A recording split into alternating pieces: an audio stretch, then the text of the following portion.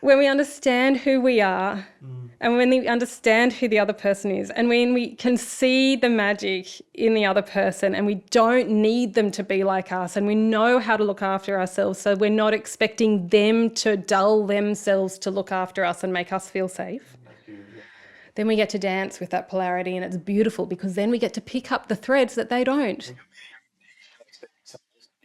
comes back to that, codependency in relationships that we see so often Yeah. in the 21st century. It's like, I need you to meet my needs because I can't do it for myself. And if you can meet them for yourself, then you don't need the other person to meet your needs. And then you can help them to meet their needs as well. Yeah.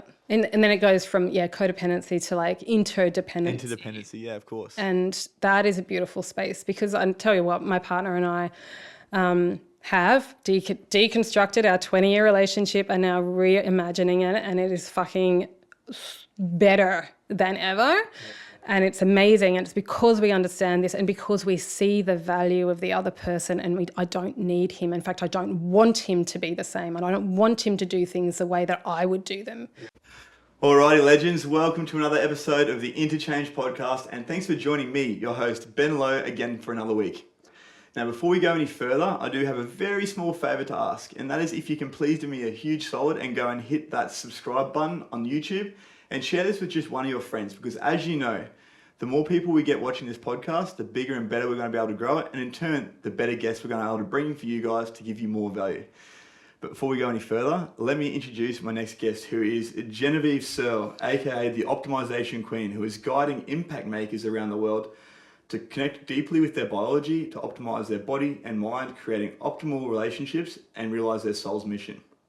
She is a biohacker and soul revolutionary from way back, but she now uses the groundbreaking precision wellness platform, PH360, epigenetic profiling, as her foundation for all her work. She's a TEDx international speaker, best-selling author, consultant and strategist, plus devoted lover and mama. Genevieve is refreshingly authentic, sassy and insightful, as you will see on this podcast, and she is determined to create ripples of change and leave humanity better than she found it. That's the plan. Genevieve, it is an absolute pleasure to have you on the Interchange podcast, and thank you so much for coming out and taking time out of your day. Absolute pleasure. So, just for anyone out there that is really confused about what epigenetics might be, can you give us a quick rundown? So most people have heard of genetics, right? Of course. Yeah. So imagine that your genetics is like your blueprint or like the wiring in your house. So that doesn't really change. But you can go into a room in your house and you can flick a switch on and off. Right?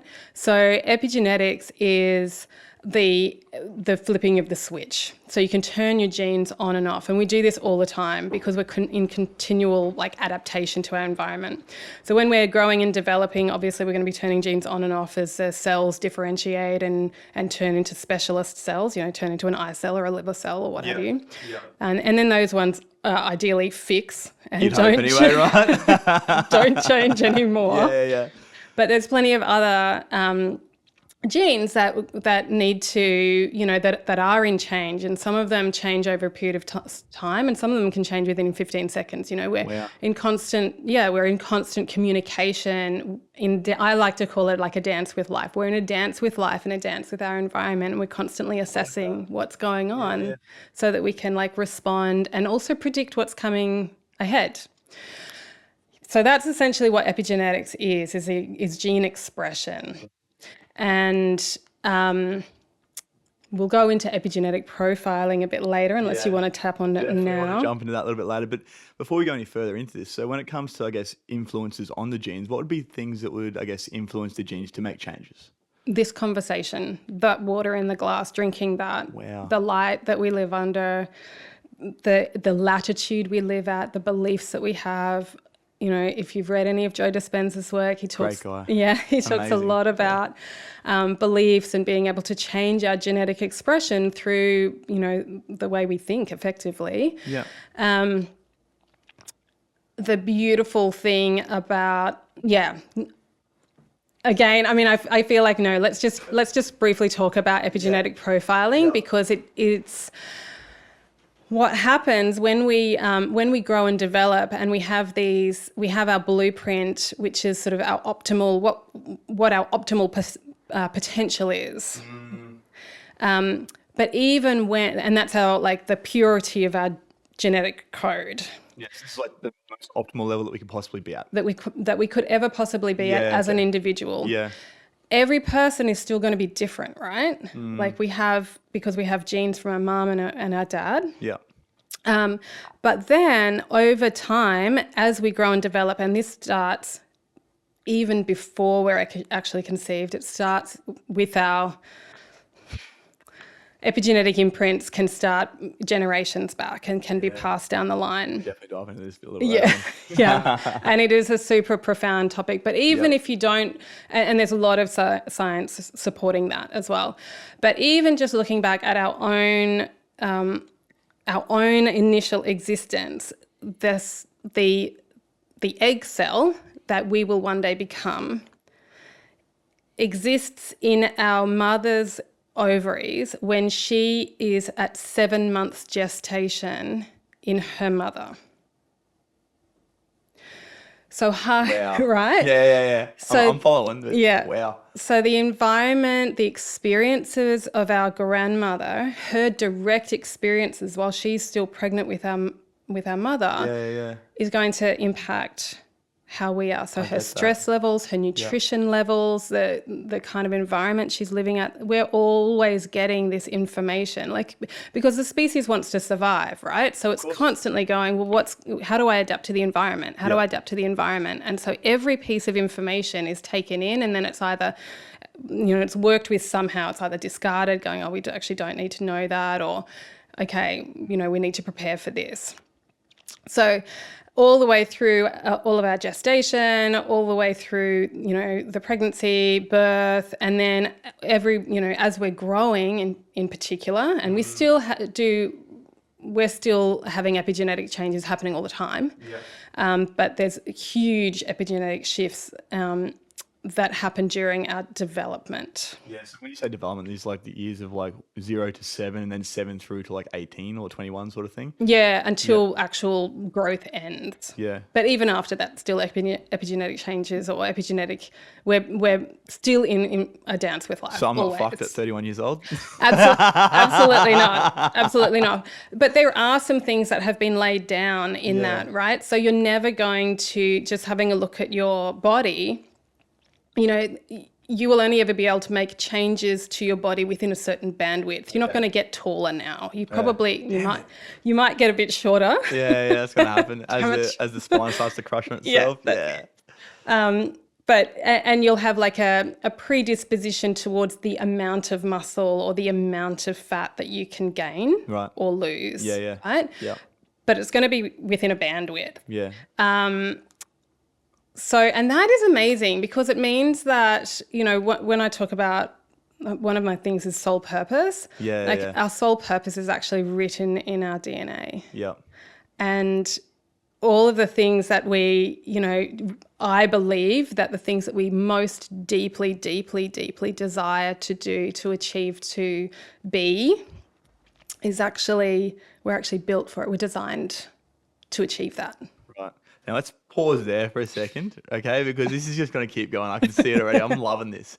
But I guess, what was life like for you growing up, and where did you first get introduced to epigenetics? How did this journey start for you? Yeah.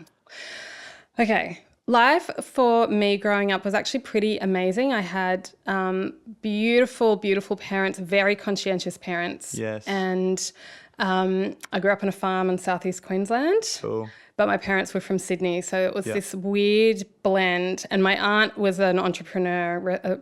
She had, at one stage, 22 nightclubs and restaurants. She owned Oscars on the Gold Coast. Wow. Yeah. So that was my aunt. And so we had this strange blend of, my mum's a psychologist and relationship psychologist. My dad was like an amateur philosopher and did his PhD in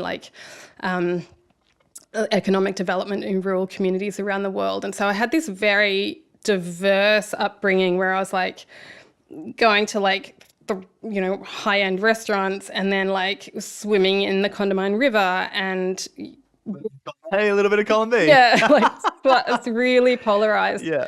And the conversations at our house were amazing. Yeah. And my dad taught me to think very broadly, and my mum taught me to be connected to my heart. So really super grateful. I did have very early childhood sexual abuse from a neighbour that I repressed. And then that all kind of came crashing in I had a spontaneous recall at 15, but then again, I sort of pushed it right down. And then at 18, I was raped. And so I had this, and then it all just happened. Like it was just hell for a while. Everything just came rushing back, sort of thing. Yeah. And so I was suicidal, PTSD, eating disorders for years, medicated for depression for years. And then got to a point where, I was working on Hamilton Island, and I went for a walk one night in a very messy state and found myself lying on the bottom of a pool one August evening, looking up at the stars, and finally at that moment had this like alchemical, you know how you have those moments of realization where it's just like, it's actually really quite simple. So prior to that, it was like in this world, just in the mud. And at that point, it was like, I've actually only got 3 choices. So I continue as I am. Well, that's fucked. Can I swear on this? Fuck yeah. Okay, well, that's just not gonna happen. That's actually not a choice. Yeah. Right. So now I have 2 choices. So then I kill myself or I get better. Yeah. And I had attempted suicide kind of vaguely previously, but there'd always been something that was like, no. Yeah. Know that feeling? Yeah, I know that feeling all too well. Yeah. And so I was like, okay, well, I guess it's get better then. Yeah, there's only really one option there, isn't there? And then I'm like, Yeah. And looking at the 3 options, there's 3 options, but there's really only one. but there was only one. Yeah. And with that level of clarity, I was like, okay, well, whatever it takes. So that started this, decades long. I just started with where I was at. I realized, my body was a mess, had major gut issues that were just unresolved. So I had like the physical thing, and then I also had the psycho-spiritual, emotional thing. And I approached those 2 sides. My mum being a psychologist, I was like, okay, well, we'll start with psychology. Yeah. And then I even started studying psychology. And then I also started, okay, well, my gut's a problem, so let's start with nutrition. It seemed pretty obvious. And then as I deep dove into, those sides of things, and I just kept following the threads that led me to like the craziest places. I was deep. I don't even know how many styles of eating I tried. Nourishing traditions totally saved my health. Really? Yeah. After it's amazing. Very after I was vegan for 8 years and vegetarian for a total of 12. Wow. Nearly killed me, by the way. Yeah. Saying. Not for everybody. Not for everyone. But there are some now with epigenetic profiling. I would say there are some people who could definitely go more towards that. Yeah. Yeah. Anyway, epigenetics. So all of the things, got into biohacking, got into because I went into gut health, microbiome, down into it's deeper than the microbiome. So I got into mitochondria. That got me into epigenetics through the environment. Okay. And then I was working with environments. I was hacking my body, my home, my kids. My kids were environment, when we're talking the environment around us, the place we're actually, I guess, situated. Yeah. Yeah. So changing the lighting. Lighting is huge. Making sure it was super primo water, looking into things like 4th phase water and and the other thing was magnetism. So it's light, water, magnetism is a bit of a trio, biohacking trio. Yeah. So, lots of grounding and looking at EMFs and things like that. So totally overhauled our home with food, but also food for the kids, but also overhaul the home physically. Yeah. So talking products and everything like that as well. Sorry? Talking products and everything like that as well. So household 100%. Products, all that sort of stuff. Yeah. Yeah. Yeah. All the things. Yeah. Fully. I mean, I was already doing natural things. The products I was already doing. But that's key, because there's so many toxins that we just unwittingly absorb into our system through every means all of the time. Just breathing the air we breathe, right? Totally. Massively. Yeah. So yeah, I did that. That was really cool. And then, but it was still like I was still going into these spirals of depression, and they would last ages, or weeks, months at a time. I was like, okay, I'm still what else? And someone else said to me, maybe it's not all yours. And I was like, and I had these like full body shivers, just like, oh, that's so on point. But because I didn't have a mechanism for that to happen, I couldn't buy it. Yeah. At the time I was living in Northern Rivers, and I was just like, oh, fuck, just like enough with the ancestral trauma thing, just take responsibility for your own shit. Yeah. But something in me also knew it was really true. Yeah, some sort of merit behind it. Yeah. And then as I was, doing the environmental epigenetics, I then I was also working as a colon hydrotherapist because gut health took me there, rabbit holes. And Don't go down the conspiracy one now. We'll be here all night. we'll park that. Yeah. But as I was working with clients, so a couple of things happened. One is that the clincher of really deeply understanding that the psycho-spiritual, emotional path and the physical path are absolutely intertwined, because I would watch it happen. So two things. I would see that people would come in and they would be on the table and they would be, having a colonic, trying to release their shit. Quite literally. Which is a hugely vulnerable place to be. Massively. Blind. I don't know if have you ever had a colonic? I've heard stories. Right. I don't know if I'm going to go vulnerability, but not just yet. Having someone chuck a tube up your butt, and we're going to watch your shit go down a little viewing panel while you're lying semi-naked on a table. Terrible. Yeah. It's like, apart from birth, I would say it's probably the most vulnerable thing. And yeah, it's like, That's not even a lie. Oh shit! Yeah. literally, there are so many colonic jokes, by the way. Yeah. I can only imagine. Yeah. Once again, we'll be here all night. Yeah. So, and I would watch, they would not be releasing anything. And very early, I kind of went, why?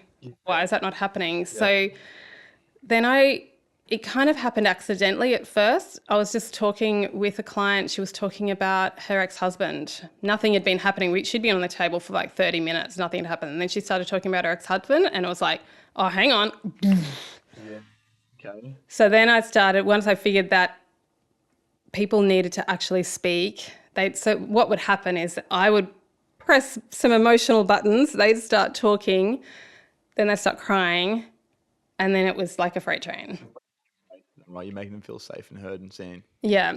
And I'd done, all my three sons were born at home, and I was going to be a midwife, and I was deeply involved in maternity services. So I was very, very aware, and also because of my own rape experience, was very aware of power dynamics.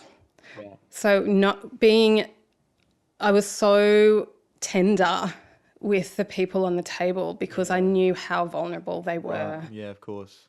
And that gave people a really safe space. So it ended up being about 98% of my clients didn't know that they were coming in for like a shamanic release process, but that's why they were there. Yeah, like Tony Robbins says, you gave them what they wanted, but you also gave them what they needed. Yeah. That's beautiful. Yeah. Yeah. So it was definitely not my favorite job ever. But what it taught me, what it gifted me in having people so trusting of me in such a vulnerable space was profound. And also being able to see the relationship between the mind, the heart, and the body in real time. Yeah. Like it was within seconds of people starting to actually open up, they would open up. That's the evidence you need, right?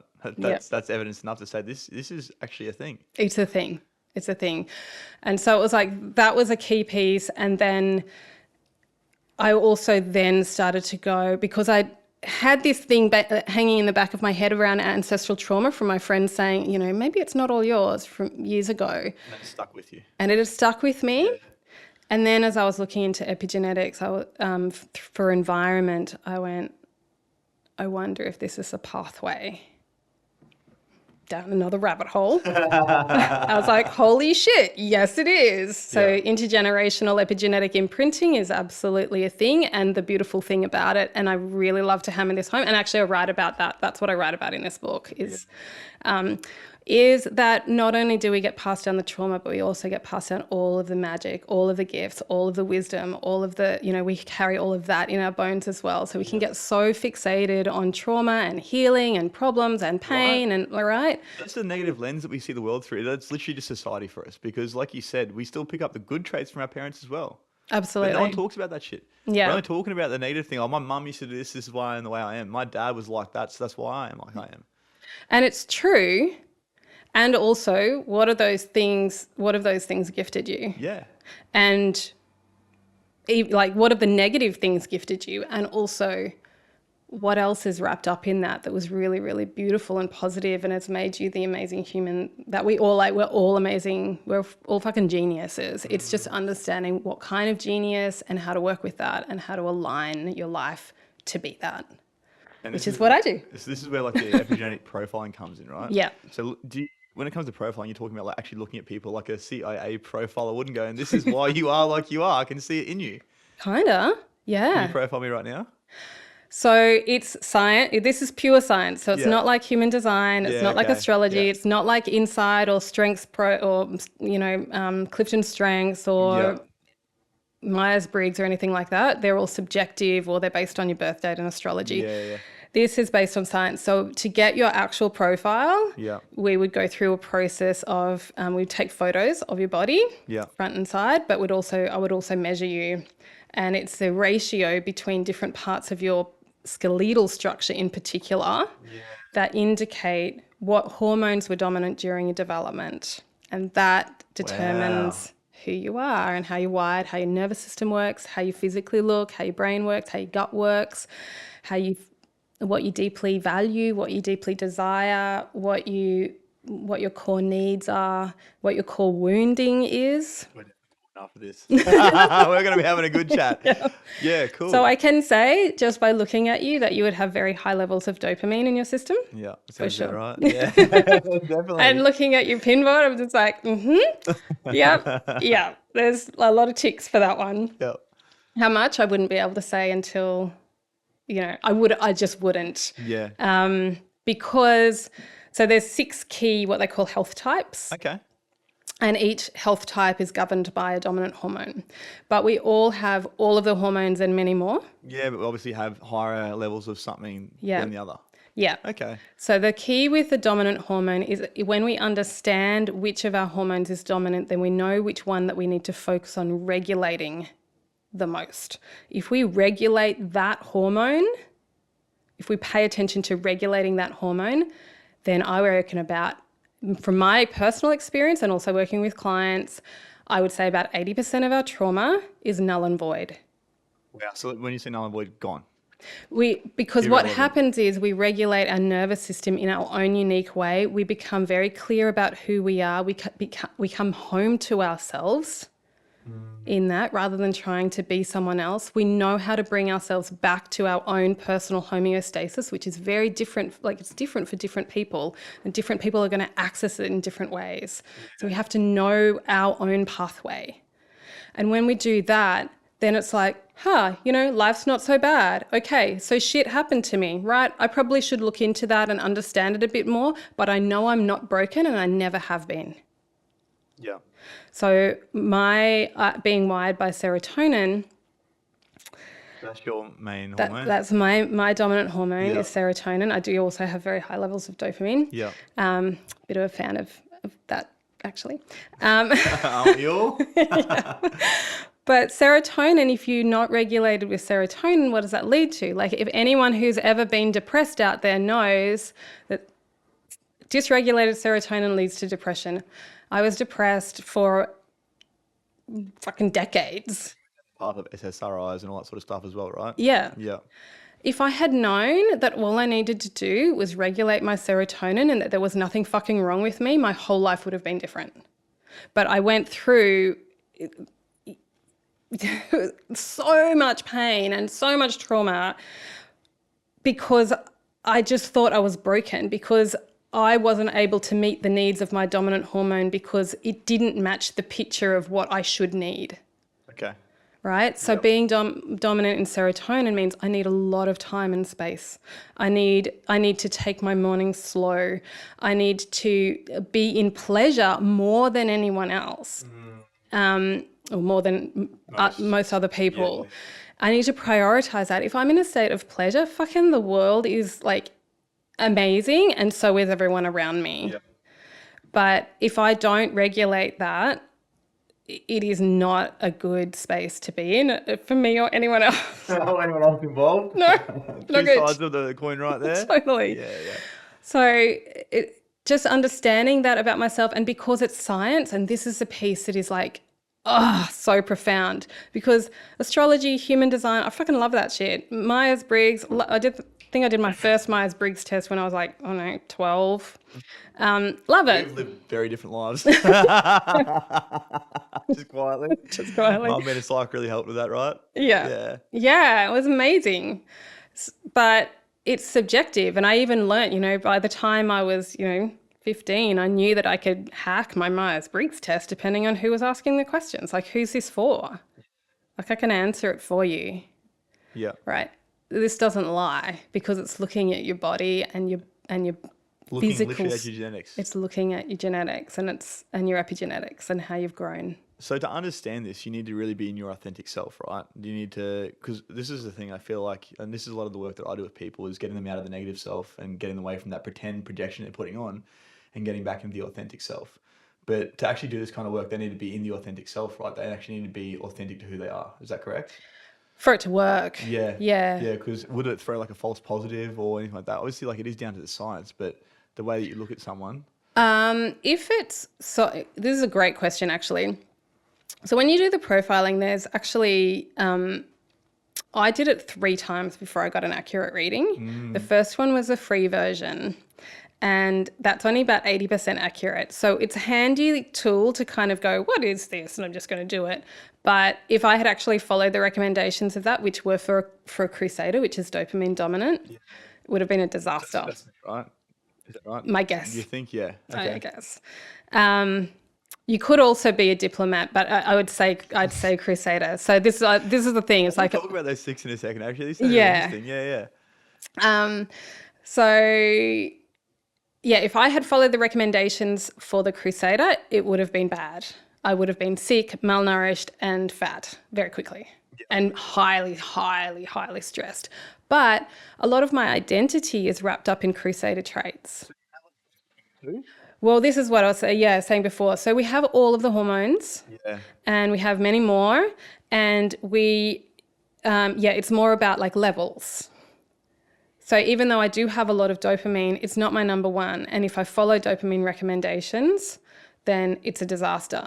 But if I regulate my number one hormone and know that I have other internal archetypes or aspects that I can bring out at particular times, then that's like super powerful.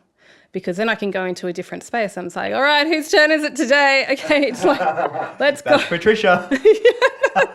Okay, she's not called Patricia. For all the Patricias out there, I'm like, that's amazing. It's just not my name. But yeah, it's like and I'm really into roles and dynamics and play, because we have to show up in different ways for different places and different people. Like I'm not going to be the same that I am with my lover as I am with my kids. That would be not okay. That's kind of weird. So it's like I'm not going to be the same as I am with my kids or my partner as I am with my clients or going to work. Like we show up in different ways, and we should. And there's going to be certain people who have, who get the very, very close version of me, and there's others who will never get that. So we all have these aspects that come out and shine or retreat at different times, but knowing how to actually call on them and knowing that it's like, do you work with archetypes? Okay, so it's like, what I love about archetypes is they give you this sort of framework for how, framework of operation, I guess. But the beautiful thing about this is it's in your DNA. So it's like you're actually wired for this as well. And if you look after yourself in this way, then you can step into this, and that's a superpower. Yeah. Yeah. Wow. So what are the 6, epigenetic profiles that you'd have, and what are the hormones that are related to those? Yeah. So Crusader, Yeah, which is dopamine. dopamine. Yeah, that would make a lot of sense. Yeah, going the next way around, going around the circle, because it's called pH 360 because it's in a circle. So That was one we spoke 360. about earlier. Yeah, cool. 360 degrees. So each there's 6 of them, and each one has 60 degrees. So the closer you are, you can be on the cusp, right? Yeah. And then you can be in the middle, and there's lots So of that different blend between them, right? between them, and a crossing over as well. There's lots of relationships that happen. Which is awesome.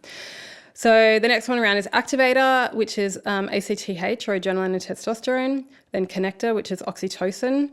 The next one is the guardian, which is prolactin. The next one is the diplomat, which is serotonin. And the next one is the sensor, which is vasopressin. So, do you want me to quickly? Yeah. Did I need to ask? Yeah, can we go into those a little bit deeper? So I guess what would be the traits that you'd see from each of these? What would be typical behaviors and I guess habitual things that people would be having if they were one of these archetypes? Yeah. So I can call them an archetype. It's a similar thing, right? Yeah, I feel like they're quite archetypal, and from through an archetypal lens, there's a bit of crossover. So Crusaders very, very goal orientated, but usually, and it can be short term and long term. When a Crusader taps into their soul mission, they are unstoppable. It's like they're symbolized by a racehorse, which I have to say, when I came up as a Crusader, and you'll understand why, I was like, yeah, hell yeah, I'm a racehorse, no worries. Yeah, 100%. What's up? Then when I did it properly and I came up as a diplomat, which is symbolized by the buffalo, I was just like, I've been ripped off. I'm not okay. Oh, I had to come to terms with my inner buffalo, and we're at peace. Yeah. And now I love my inner buffalo. But I was like, fuck's sake. She says through gritted teeth. Oh, bless. Anyway, so you're very mission focused, and these guys are like, once they put their focus on something, it's just like hell or high water, it's gonna fucking happen. Yeah. And potentially that can be problematic when we're talking about relationships in particular. But when we also understand that about a partner and we understand that about ourselves, we can start working with it. Anyway,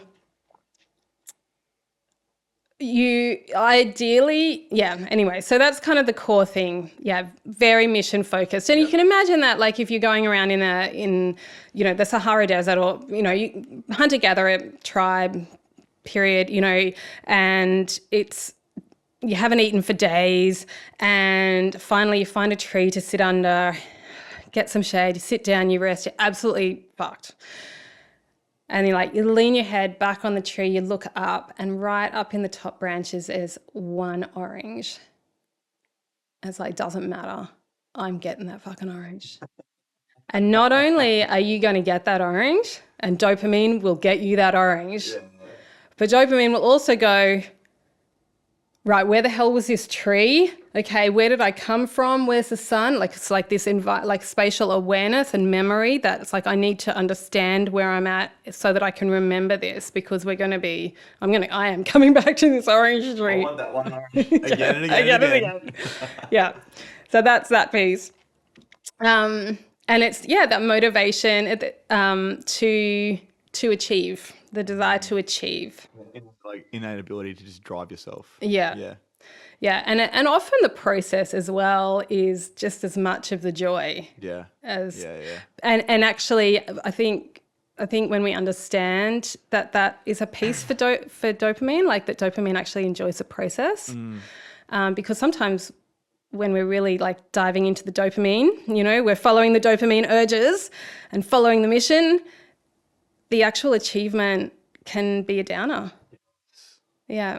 So, but then we've like not enjoyed the process because we're so fixated on the goal. So there's this, there's a fun, there's some real juice in stopping yourself during the process of achievement and just paying attention to, I'm getting a real kick out of actually doing the work to get to the thing. To get to the destination. Yeah. Adrenaline, testosterone, these are activators, and they are activators. They're catalysts, they're change makers, they're like natural born rebels, they're like fiery, they're like the innate warriors, they're like quite impulsive, they get shit like started. It's like, right, let's fucking do it. Often we'll do, don't mind a bit of risk, love love challenge. Can love pushing, just love, they're little fire starters. I've got my youngest is my partner is an activator on the cusp of connector. And my son is, and my son is like so activator, and he's just like, how many buttons can I push? Isn't that all kids in the elevator?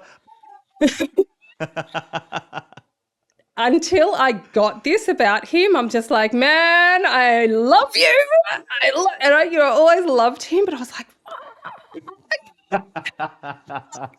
and now I'm just like, you are hilarious. Yeah. And now you can see it for what it is. I see it for what it is, and I realize that he's not trying to get in my face just to piss me off. Like he is, but not because he hates me. Isn't that what all kids are meant to do? They're literally just there to test us. Yeah, and teach us. Yeah, exactly right. Yeah. Yeah. So now I'm like, oh, dude, you're amazing. You're the best because. Yeah. Thankful for the lesson. So thankful for the lesson, and now I can engage with you where you're at rather than needing you to be something else. By understanding other people's, I guess, epigenetic profiling, you can also then meet them where they're at and engage with them on a deeper level. Totally, and catch like what do they really care about? What's really important for his nervous system? Like, how's he going to learn best? What does he need for engagement? Like, ADHD tendencies. Probably are very linked to high levels of, activator traits. So what do they need? It's like, you need to change things up a bit. Get up, move around, do things differently. Variety, like action and difference, and like sort of shifting the rhythm of the day and the attention span. So it's like on and then off, and on and off, on and off, on and off. Constantly. And I think one of the things I've loved learning about all of this is that so many of the things that we pathologize, particularly about personality, that we make wrong about, like, I'm like neurodivergent or ADHD or whatever, like these terminologies. It's like, is that label true? Maybe it is, but maybe it's just your wiring, and maybe it's just a variation of very normal ways of being. And if we actually just understood that, that's how you're wired and your brain works like that, and okay, cool, this is the environment that we need to set up to support you to be your best self in that. Not the one size fits all. 100%. Yeah. So I'm so on board for that. Yeah. So next one around oxytocin, the connector, oxytocin. So it's all about group harmony, bonding, connection, deep connection. And these beautiful people often will feel like a chameleon. Now, everyone, as I said before, we change who we are to fit certain situations. Some people do that more than others. Other people are much more like, I'm just who I am all of the time. I was like, amazing, that's great. And then other people are like, who do I need to, how do I meet you? It's more a question of like, connection is so important to me that I'm going to read you. They're amazing at reading body language, like incredible, and nuances. What's going on for you? And I'll assess your responses mirror it. Yeah. So the mirror neurons are off the charts. Yeah. Okay. Yeah. And it's like beautiful thing. Like they're the people that always just they can feel the environment and feel dynamics, and if a dynamic is out, it's very unsettling. And so they'll be like, what do I need to do to harmonize? Yeah, harmony. Yeah, okay. Yeah. And also super fun. They're usually super fun because like that's going to like lift the mood. vibe. Yeah, for sure. Yeah. And then you've got next one is guardians, dominant and prolactin. So this is like the mother archetype or the caregiver. This is the thing, you know, prolactin is the hormone that I remember Cam McDonald, who is one of the PH360 absolute guns, and he was talking about, you know, prolactin is the hormone that, you know, you have your baby and then you're elbow deep in dirty nappies and no sleep and you're being puked on and like everything's like falling apart and you just with a new baby and you just call that love. That wasn't me. Yeah, I was low in prolactin. Yeah. And often dopamine and dopamine. They're opposing. That makes a lot of sense. Yeah. So often Sorry, people. Will. The beautiful thing is like if you're aware of that and you've got a mission to be a really good dad, then you'll just be able to meet him as he gets older in a different way. Yeah, for sure. But yeah, you know, it can be tricky because then particularly women who are high in dopamine, like their prolactin levels naturally go up if they're pregnant because it's just part of the birthing, pregnancy and nurturing process. Biology. Yeah. But, you know, if that's their natural wiring, then they're probably it's going to be a stretch to be a real hands-on, like nurturing kind of a come here, like let me, you know. Yeah, like if they're, you know, if they're a crusader, if you've got a crusader woman and they're... So this would be like the ladies that like you see them with their kids and something terrible will happen. They're like, oh, come here, it's okay. Like, and they're just so loving no matter what. The world could be burning down around them. That's the prolactin. That's the prolactin, yeah. So guardian, but also very fierce. So they're protective. Like it's like these are the people I care about, and if that means I have to step up to fight, I will. I'll fight for. With my people. Don't fuck with my people. Yeah. They can be they're very selfless. But when it comes to their people, it's just like. Yeah. Yeah. And but also like very family, like very like come and like they come in, there's space for you. Yeah, and I wouldn't like a community sort of thing on people that are closest to them. To the people they care about. Yeah. And then diplomat, so serotonin. So these. So this is you. This is me. Yeah. This is deeply considered. You know, here even now, like as we're having this conversation, there's some things I'm just like, and there's other things because I have considered them a lot. Yeah. And there's other things that, you know, are still in formation that I'm like, because I'm still gathering information. So how do I articulate that to the best of my ability sort of thing? How do I, because there's so many, because diplomats will take in loads of information and they never actually lose it. I heard Albert Garoli, who's another PH360 gun, talk about the mind of a diplomat and a guardian, and he's like, they're like mental hoarders. So, and it's just true. Got all the shit in there.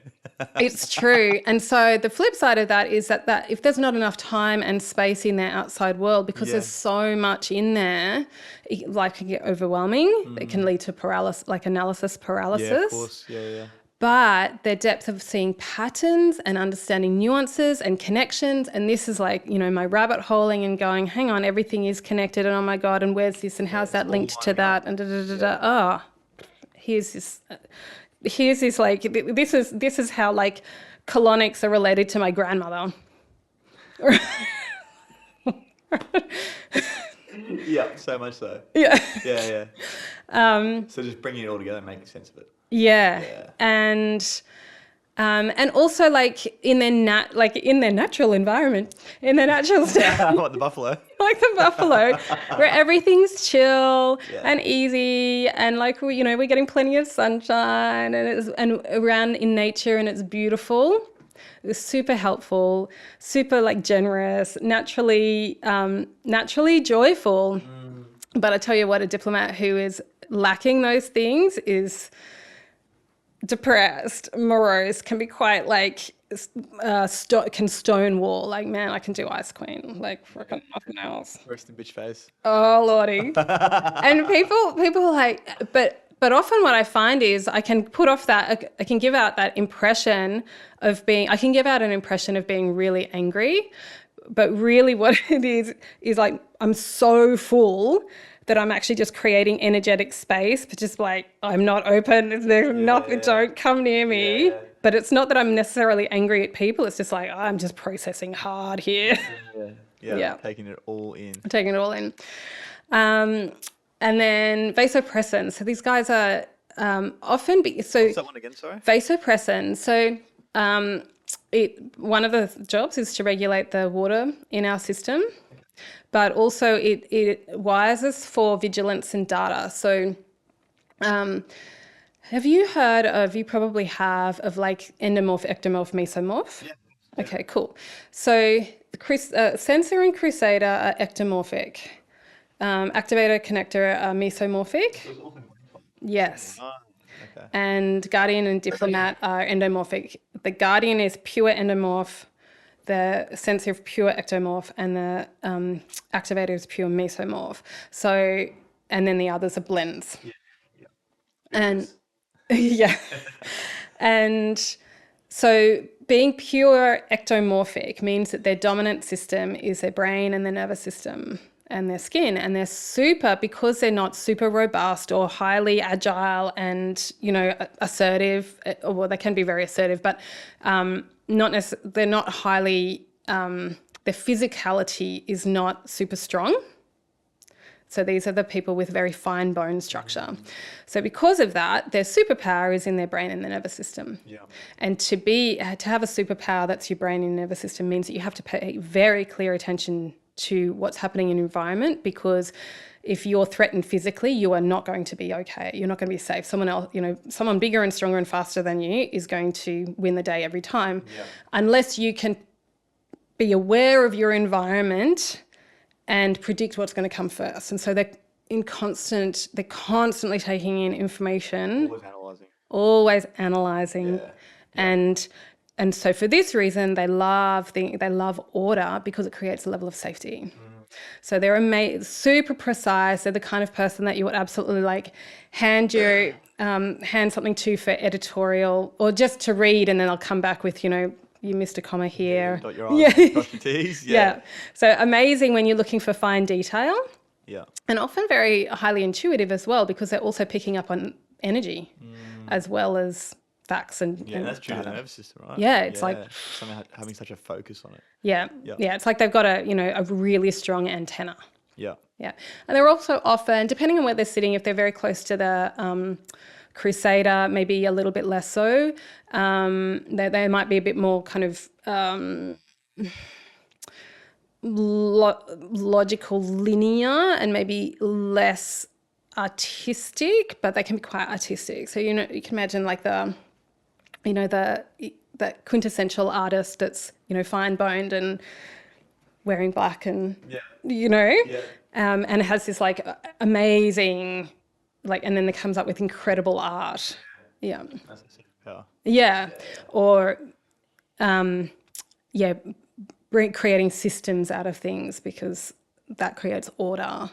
And so bringing order to chaos, which they do very well when they're left alone to do it, rather than being in the thick of things. So they often very, so extroversion and introversion as well as, the people. I was ask about that, yeah. Yeah, there's sort of cut between like the, half the chart is extroverted, half tends towards introversion, and it splits like halfway through the diplomat. One side is more extroverted and one side's more introverted. So the Crusader is pretty extroverted? Well, it depends on what else you've got going on. So this is when you start to, so I'm a diplomat. I'm really quite close to the sensor, but also have a lot of dopamine and a little bit of adrenaline and testosterone. But, obviously I have prolactin as well because I'm a mom, and, so I have all, we have biological makeup. Yeah, we have all of the things, right? Yeah, but the things, the levels, right? Which one's higher and whatnot. Yeah. So once we start bringing into you know, so for me, for example, having high levels of dopamine, but also being highly considered, and it can make for like, you know, more and also more introverted, makes for a more humanitarian worldview, as opposed to, it's more like the bigger picture piece, and then wanting to committed to making, you know, ripples of change for humanity. It's like that kind of piece.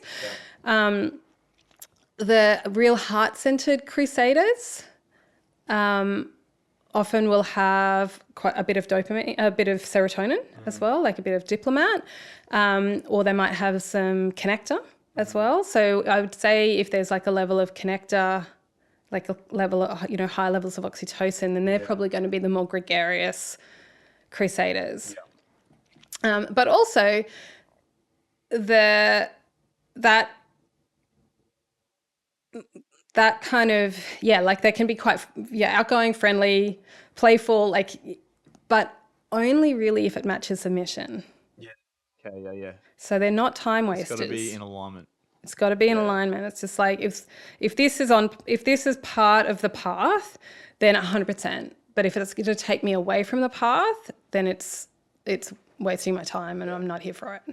Yeah, so they can be quite brutal. There's a lot to it with the profiling, right? So much. Yeah, so much. And understanding your number one hormone is like it's so powerful. It's so powerful because it's like, just regulate that.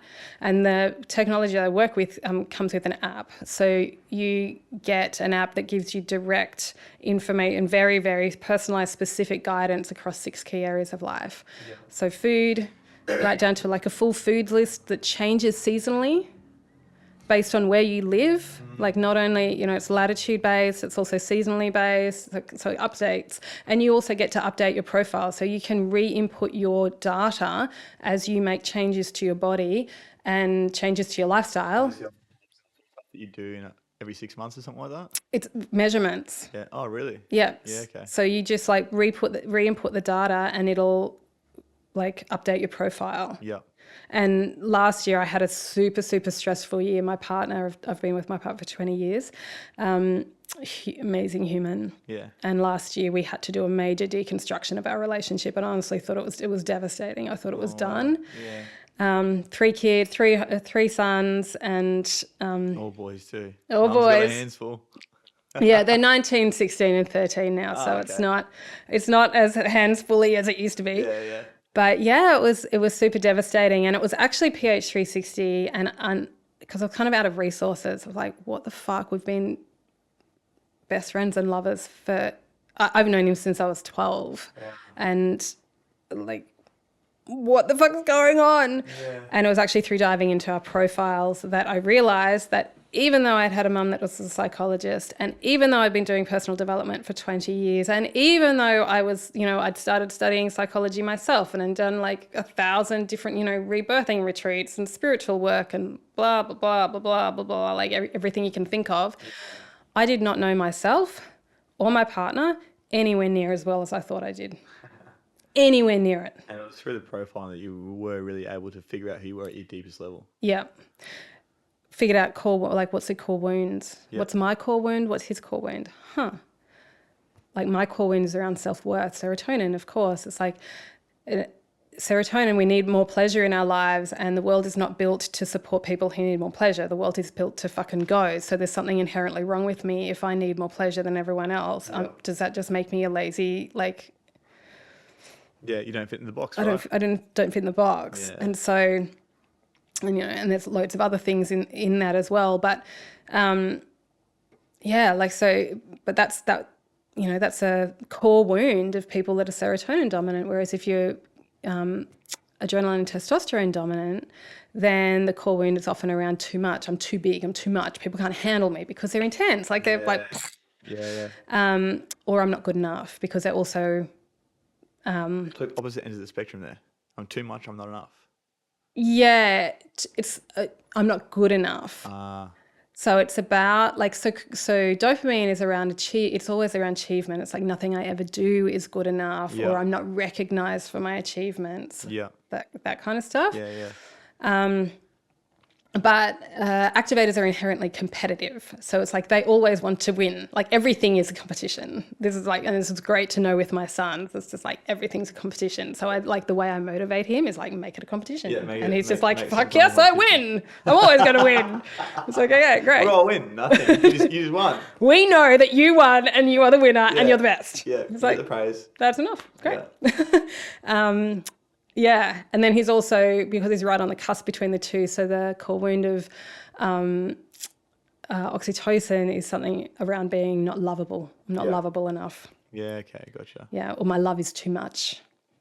Yeah, so him being too much for other people, like you said. Yeah, the people can't handle the amount of love that I have to give. It's too intense. Like I love too intensely.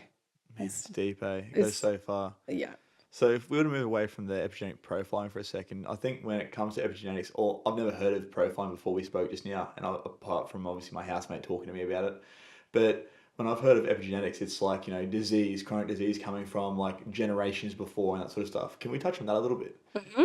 So talk to me about, I guess, how that works. Well, as a species, we're always looking towards survival, right? And so we're always adapting to the environment that we're in. And so when we go through various, when we experience, or in the case of our ancestors, when our ancestors experience something really profound in their lives, and that could be, they've done a lot of studies on things like, Dutch, like famine, having, people having a lot of food and no food at all, and the impact of like what happens to then the body over, or the future bodies that are born down that line. That, right? It has to adapt, and so how does the body then change to be okay in the future for that line to continue? So there's a beautiful study, really quite a profound study, called, this is not the scientific name, but it's a cherry blossom mouse study. Yeah. And something mouse. I was literally just looking at this before we jumped on this podcast. Okay, cool. I know what you're talking about. Okay, cool. Yeah. So for people that don't know what we're talking about here, so the cherry blossom mouse study, they took male mice, they exposed them to the smell of cherry blossom, and also at the same time gave them an electric shock. Not enough to kill them, but definitely enough to put them into trauma. And so through, association, they came to associate the smell of cherry blossom with trauma, with pain. And once they'd established that the mice only had to smell the cherry blossom to go into a trauma response, they then took the sperm from the male mice and artificially inseminated the female mice. This is a really key piece. The male mice and the female mice never met. They never had any little mouse conversations. They never had any like, stay away from the fucking cherry blossom smell. It was like there was no conversation. And then 2 generations down the line, the descendants of those original male mice, not only 2 generations, and I don't know if that was just when the study stopped, because of timing, or that's when it actually ended. And then it went back, then it reverted back to normal. I'm not sure.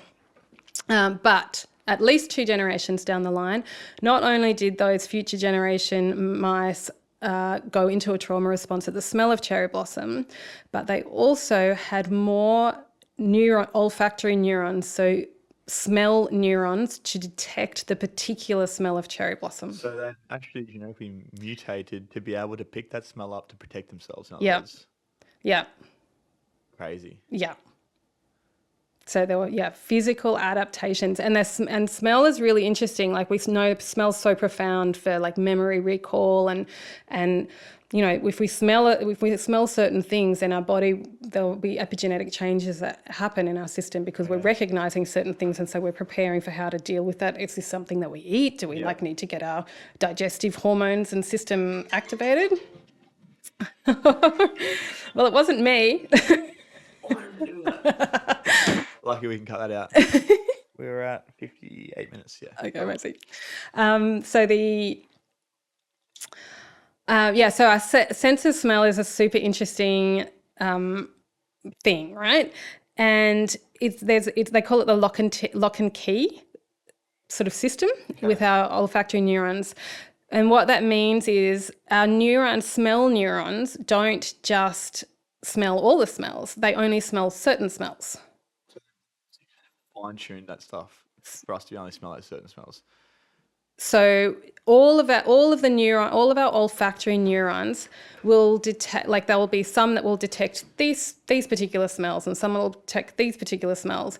So there were certain neurons that detected the smell of that recognize the smell of cherry blossom, and those particular neurons were the mice developed more of those specific neurons to detect that specific smell. Okay. Yeah. Whoa. All right. It's a fucking trip.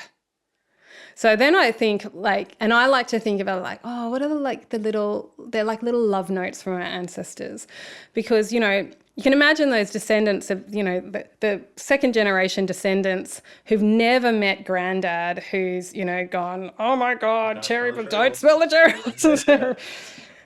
Don't go to Japan. Yeah, definitely not in spring. No.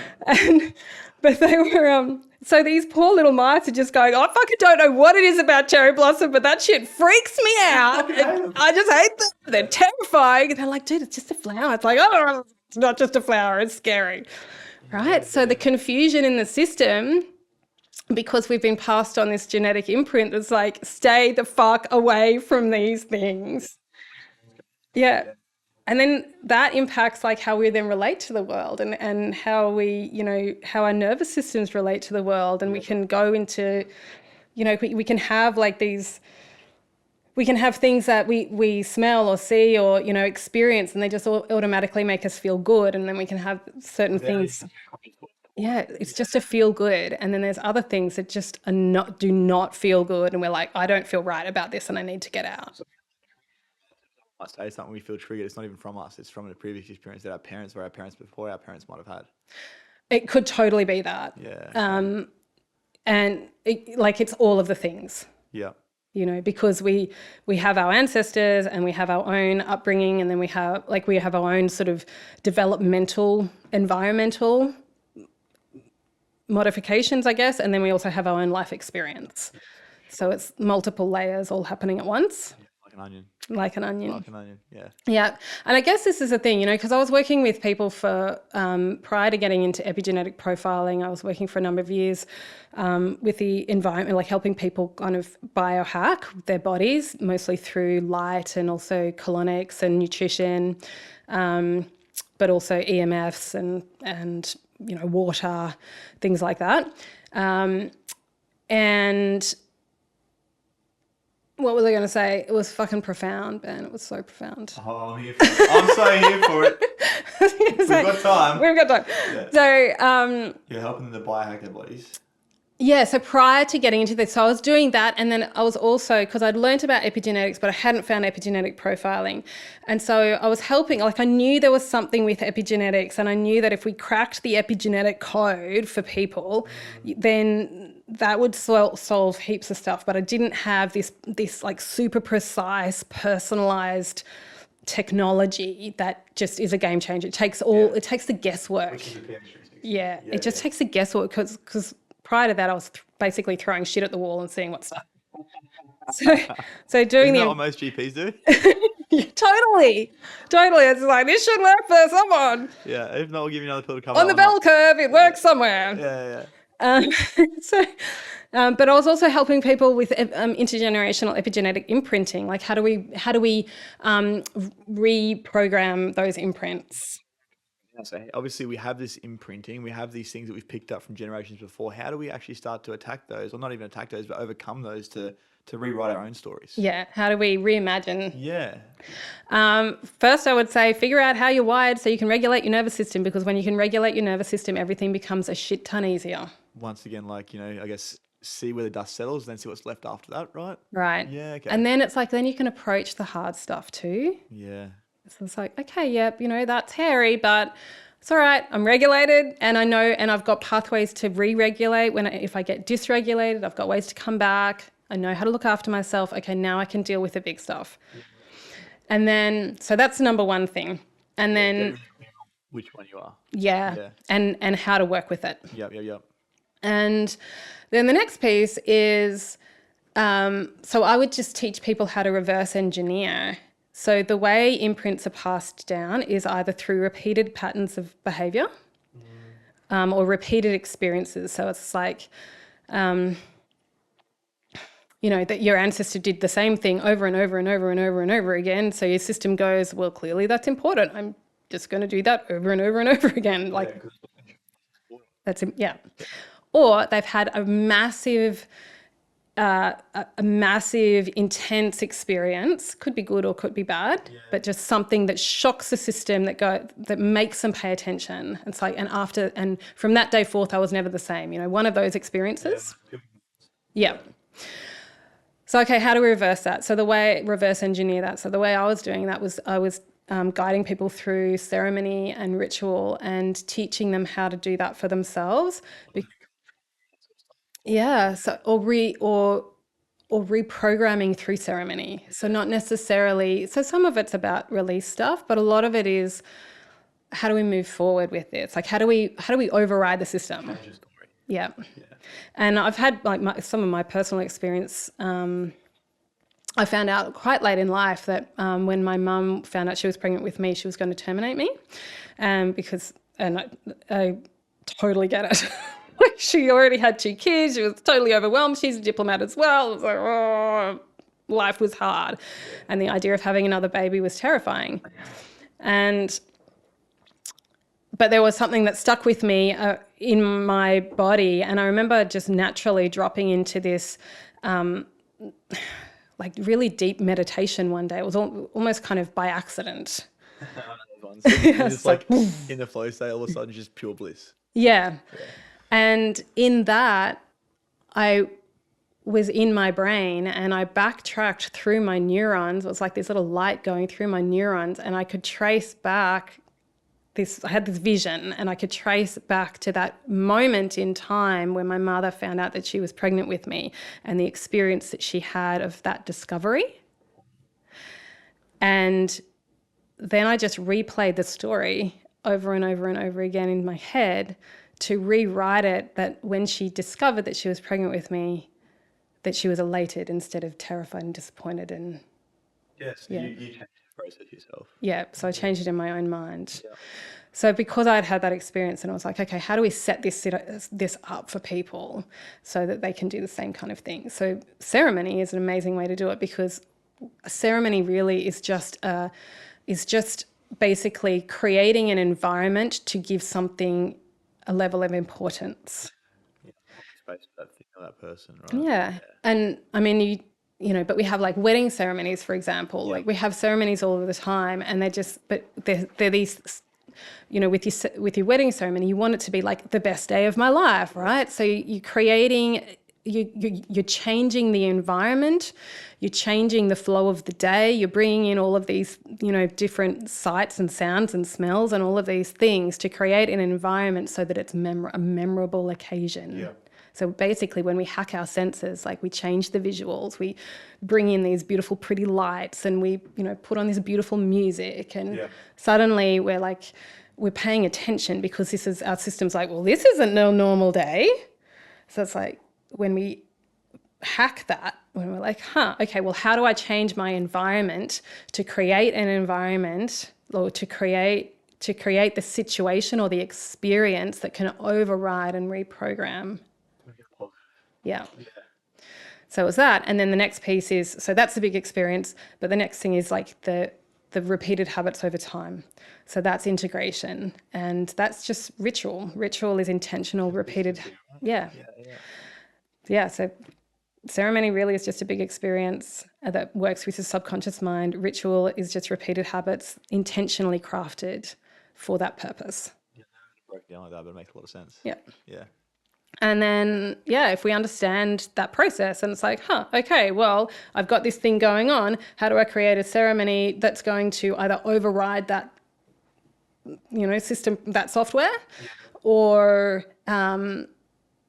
how do I create a ceremony that just gives it space for me to be in that for a little bit, and then I can really allow it, because we need to allow it first. I'm trying to avoid. Yeah, you can't. So this is a key point to say, like,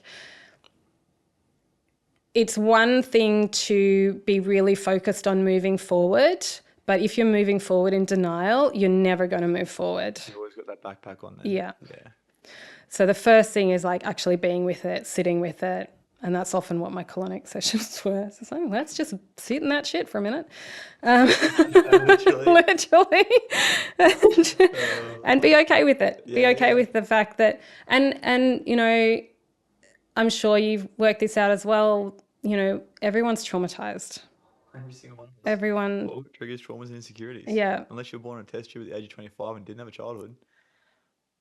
But then you wouldn't have a childhood. Yeah, that's pretty traumatizing. Fucking traumatizing. Legit, every single one of us has insecurities, traumas, and triggers, things that we're holding on to, the shit that's no longer serving us. Yeah. Yep. And that's okay. That's actually part of the beauty of the human experience. Yeah. Perfectly imperfect, right? Yeah. And one of the things I've learned with like grief, for example, is grief is one of my grief is one of my favorite emotions, like my favorite feelings, because it's like it gives this opportunity to really deeply experience the depth of my love for something. It's like if I'm not grieving, I fucking probably didn't really care. It's like, meh. I know that feeling. But when I can allow the grief to wash over me, it's just like, oh, that's right. I love this so much, or I cared about this so much. It's like, what an opportunity to really, really, really experience the depth of that and what feels lost now. It's a beautiful thing if you look at it like that, isn't it? It's so beautiful. So beautiful. And we're so shy. We're so gun shy when it comes to grief in particular. Well, and probably particularly for men. I'm going to say as men, vulnerability, we get taught vulnerability is weakness. Don't cry, don't show vulnerability, especially for myself and a lot of the men that are probably listening to this podcast that have either done time or in an environment where if you're vulnerable, you're going to get shot, stabbed or jumped. That's something that I had to break through for a very long time, was not being vulnerable, because that was the environment that I was in. Yeah. So it's a hard thing for us men, but like you said, like it's part of the grieving process, and even to the point where a lot of men can't still cry to this day. Yeah. They can't let the emotion out. Yeah. But there's actually it's almost that most of the time we live our lives in a pretty narrow bandwidth of emotion.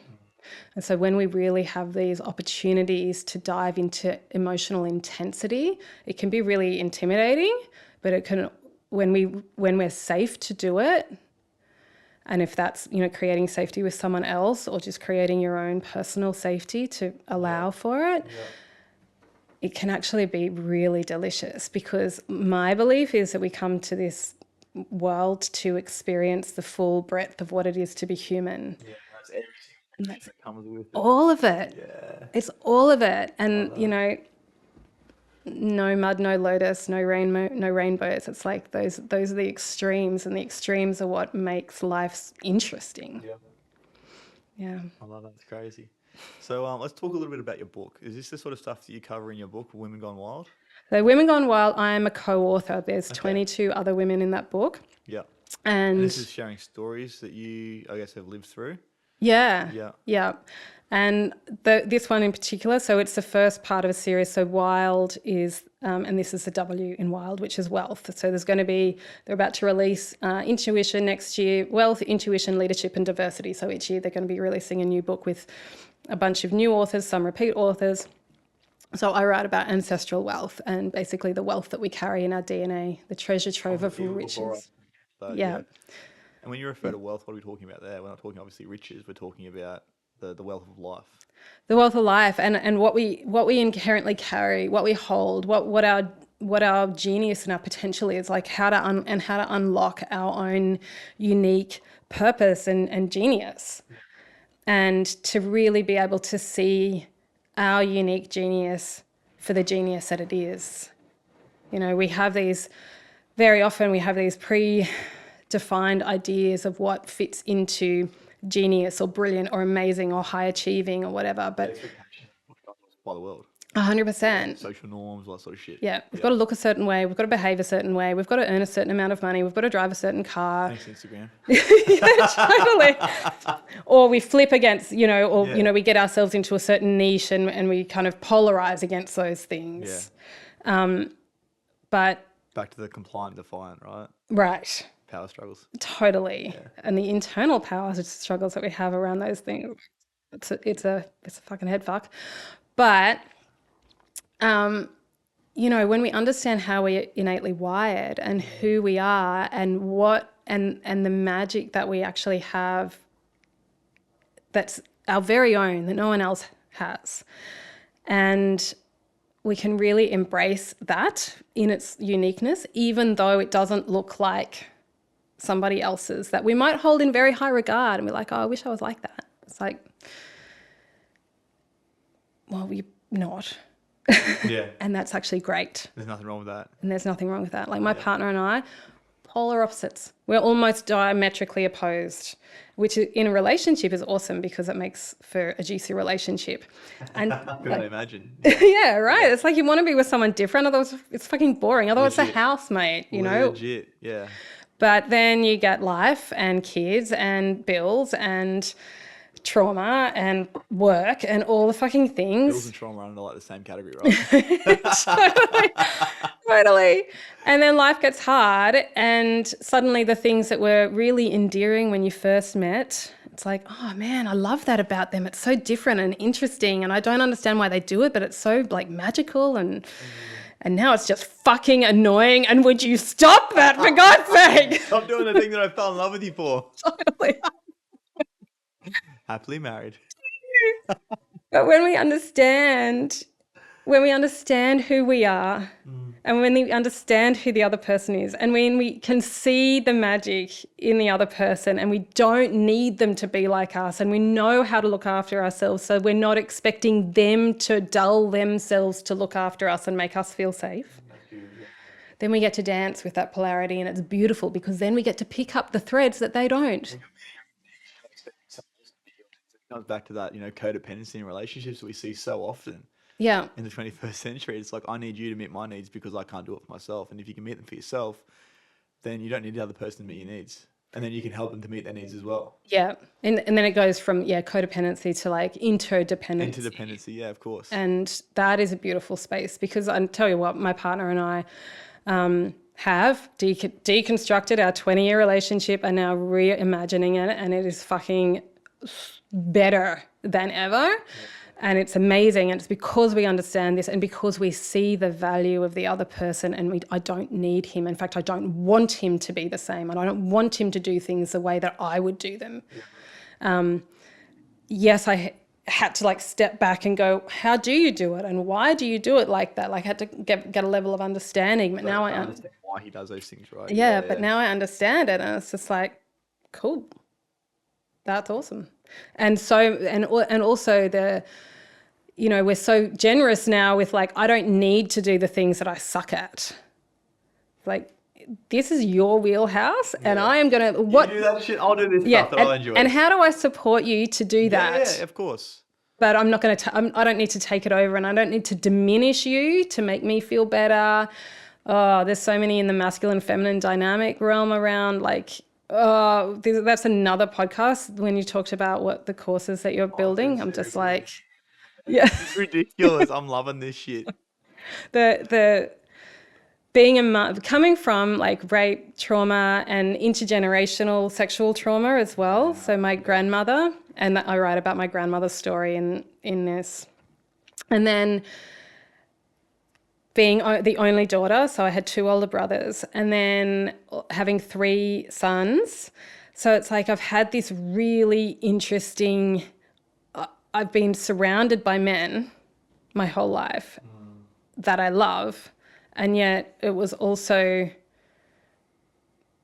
a fucked up masculine feminine dynamic and power struggles and power imbalances that led to, and lack of understanding and lack of value and lack of worth that led to the trauma, like the sexual trauma, and yet at the same time, and this is actually one of the things I was thinking about lying on the bottom of the pool. I was just like, okay, well, if I'm not going to kill myself and I'm going to get better, maybe I should become a man-hating lesbian. Like literally, that was actually a thought. And then I had to go through go through my options. I could do that. And it's like, actually, I quite like men, actually. I like dick a little bit. But even just like, because I was thinking about my dad and my brothers, and I was like, well, they're really good And that means men. you have to hate them as well. Yeah, and I'm like, I'm not buying it. Yeah. So then it was like, well, that doesn't fly. And that's also then being a mother to 3 sons. And it's like, There's a little slap in the face in case you did become a man-hating lesbian, right? it's like, what are you going to do? Yeah. And when as soon as I knew, I felt my first son was going to be a boy, like I felt him, and I was like, how do I become the mother that he needs and not infect him with my undealt with trauma? And how do I be the mother that he needs in order for him to become a man that the world needs? For him to become, a heart-centered, connected, but a man, not a fucking emasculated simp, and not a, and not a, toxic masculine, disaster. Yeah. There's a beautiful middle ground in there. Yeah. And what do we do that? So it's like reverse engineering. I'm a bit of a fan. Diplomats love to reverse engineer. So it's like, if this is the outcome that I want, how do we work backwards from there? Right. It's okay. How do I then parent for that end, towards that end? You're beginning with the end in mind, really. Yeah. Yeah. So that's been amazing, because it meant that I had to really focus on my shit so that I didn't raise a son that believed that he was wrong for things that he never did. Yeah. And I think that's a real problem that we have facing now as well. We've come from a toxic masculine, toxic male, patriarchal era, and for a very long time, and a lot of women are pissed and they're just finding their power now. And unfortunately, the pendulum I can see is probably starting to swing in this cultural context, in this Western world. It's probably starting to swing in the wrong direction. And the lack of responsibility that if I'm going to get shot for this. I'm going to get cancelled. But I know where you're going with this. Yeah. I know where you're going with this. And this is a thing I actually really feel, and I've said this multiple times in this podcast, like that saying, it's like strong men create good times create weak men create tough times create good men, right? And we're in that state of weak men. That's literally where I feel we're at. Yeah. Look at the power struggles around the world that we're currently experiencing. Yeah. And as you said, it goes in cycles, and that's honestly where I feel we're at. Once again, I'll probably get cancelled for this shit, but that's where I feel we're at. It's actually one of my eldest son's favourite sayings. Yeah. And he's 19. He's 19. Yeah. Wow. Just for him to be that aware is crazy. Yeah. Yeah.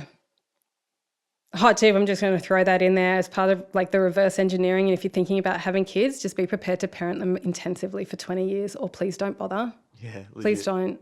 Yeah. We actually don't need more kids that are fucked. We need humanity stepping up, and to do that, they need a solid foundation. And if you already have kids, it's okay. We can always we can work with epigenetics, and it's never too late. Yeah. But also know that it's an ongoing thing, and we need to consistently show up as our best selves so that we can inspire them to be their best selves. It's our fucking responsibility. If you're not happy with the kids you have, that's on you. That's what I thoroughly believe. Yeah. Yeah.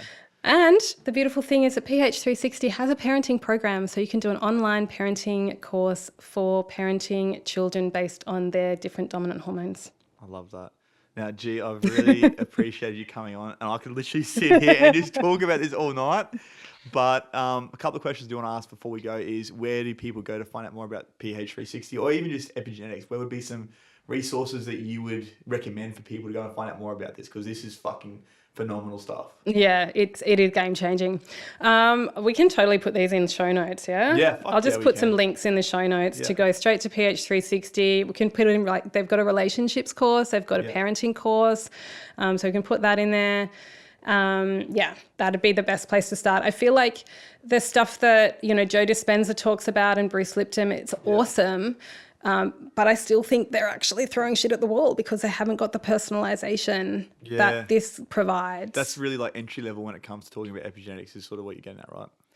Yeah, and it's profound, but, a lot of the processes, you might have like a mindfulness meditation to get you into this, I can't remember what Joe Dispenza calls it, but to get into that particular state of nothingness, it's not going to work for everyone.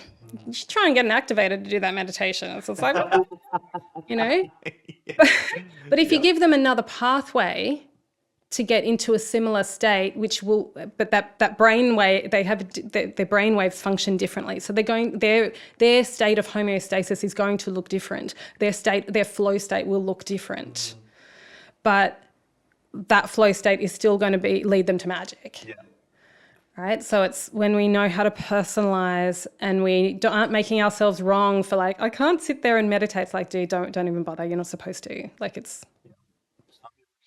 And like my partner, for example, meditation is not his thing, but he's an Olympic weightlifter. So he needs high intensity, hard and fast, we're fucking on and we stop. Yeah. On and stop. Yeah. And that's his meditation. Yeah. Has him reaching flow state. Yeah. And what he does is he just brings mindfulness to that. So this is the key thing. It's like we just bring mindfulness and awareness to our uniqueness. It's fun. It's okay. It's okay. Yeah. So you bring mindfulness and awareness to whatever it is that you're doing. And it's like, hey, this gets me into that state. So I'm going to deliberately, intentionally, ritually use this as a pathway to achieve that state. Yeah, more often than not. Yeah, cool. And so PH360 is the best way to go about finding that. What about if people want to find you yourself? How can they find you? The Optimization Queen, spelled with an S.com. All right, I'm going to put links for that as well. Yeah. And Instagram, like I don't post a lot. For my stories, I'll post a lot about PH360. So, but yeah, I have a bit of a love-hate relationship. So basically my Instagram is me like, I did this thing, here you go. But I do like writing. So, I like writing as in books, and every now and then I'll pop out like some big deep post. So it is worth trawling through my posts to see like, this lengthy thing that she's considered for a long time this and now novel. I've been able to articulate. Yeah. So that's where all like the deep thoughts go as well? Yeah. Yeah, cool. Yeah. And one last question before we do finish up. Where do you see yourself 10 years from now, and what is the impact you want to have on the world?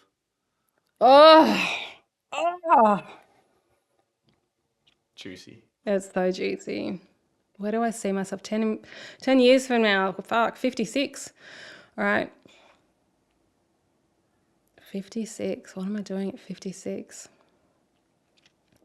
What I would love to do more of, I already do some of this, is international speaking. So I'd love to be on more stages. Yes. It's one of my favorite places to be. I was just in the States to launch this book in June and spoke on a stage at a red carpet event for that book launch in collaboration with with another organisation. And so my happy place. And it was a cool moment actually, because we'd had like the whole night went way over time. Everyone was tired, exhausted, had like 20 speakers and I was the last speaker. Yeah. And half the people had left. just what a speaker wants. Like exactly. And I'd been trying to work out what I was going to say, and it wouldn't come, and it wouldn't come, and it wouldn't come. Oh, so you didn't have anything prepared. You just had to free fly this. I was supposed to have a 10-minute speech prepared. Oh, we can do that. We can so do that. With no pressure, maybe. I was just like, well, I've done I've done a TED Talk. So I've done the TEDx. But that was prepped. That was fully prepped. And but I had time to prep this. I could have prepped it, but it wouldn't land. I was trying. You're speaking from the heart. I was trying for weeks. I was like, write the fucking speech. Wasn't landing. And in the end, I was literally mic'd up, waiting to go on stage, and I sat down and put one hand on the earth, one hand on my heart, and I'm like literally talking to the universe, just going, fuck, this is all up to you now. I love it. And then I was so sassy. I got up on stage, got handed the microphone, handed it back. There was a prop there, which was this big velvet stiletto chair. I pulled it into the middle of the stage, lounged on it like the fucking queen that I call myself. Yeah. This is my stage. You're going to fucking wait. I've waited all night and you're just going to stay there. And then I got the mic and I'm just like, and we're in America, right? Everyone's super prim and proper. And I've just put on my extra Australian accent. And I just got the mic and I'm like, well, I don't know what the fuck I'm going to say. It was great. Crowd stopper. So I love it. So love doing that. Love Yes. it. And there's something in when I do speak that does activate possibility in people. It's just like we have pathways for ourselves and the people around us and our communities and for the whole of humanity to change. And I believe that this is such a powerful pathway for the evolution of humanity. So that's my mission, is the evolution of humanity, and to facilitate the process of that, and also around the rebalancing of the masculine and feminine, because I feel that we will only ever be able to move forward as a planet if we are doing that together. And through the process of understanding our differences as men and as women, and also understanding our differences in this framework of how we're uniquely wired. And in that, we can actually start to not only step into our own genius, but we can start appreciating other people's genius, and we can create space for different zones of genius. That's a fucking whole different world. Mic drop. Gee, thank you so much for coming on. Come here. Oh. Thank you.